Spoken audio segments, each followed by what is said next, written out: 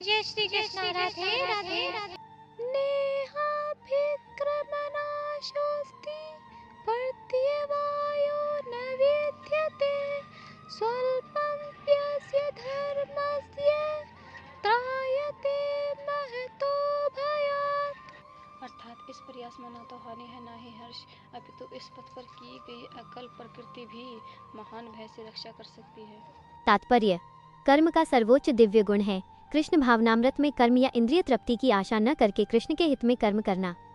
ऐसे कर्म का लघु आरंभ होने पर भी कोई बाधा नहीं आती है, न कभी इस आरंभ का विनाश होता है।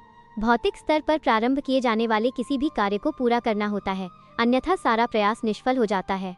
किंतु कृष्ण भावनामृत में प्रारंभ किया जाने वाला कोई भी कार्य अधूरा रहकर भी स्थायी प्रभाव डालता है।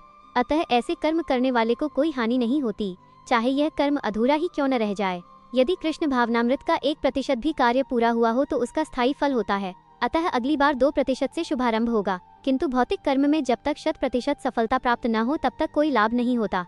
अजामिल ने कृष्ण भावनामृत में अपने कर्तव्य का कुछ ही प्रतिशत पूरा किया था, किंतु भगवान की कृपा से उसे 100% लाभ मिला। इस संबंध में श्रीमद् भागवत में 1.5.17 एक अत्यंत सुंदर श्लोक आया है। त्यक्त्वा स्वधर्मं चरणाम्बुजं हरेर्भजन्न पक्वोलथ पतेत् ततो यदि यत्र क्व वा भद्रं भूदमुष्य किंको वार्थ आप्तोल भजताम स्वधर्मतः।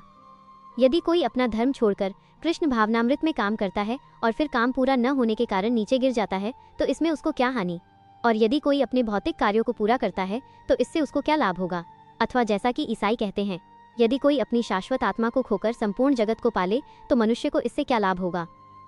भौतिक कार्य तथा उनके फल शरीर के साथ ही समाप्त हो जाते हैं, किंतु कृष्ण भावनामृत में किया गया कार्य मनुष्य को इस शरीर के विनष्ट होने पर भी पुनः कृष्ण भावनामृत तक ले जाता है।